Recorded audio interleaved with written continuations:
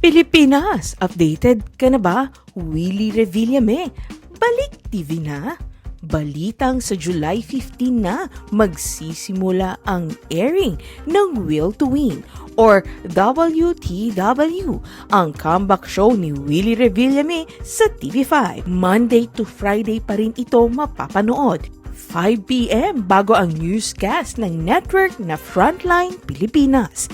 Naibalita na rin na malalaking papremyo ang ipamimigay ni Willie at ng kanyang show at bukod sa cash prize, may brand new car pa na mapapalalunan ng masuwerteng contestant.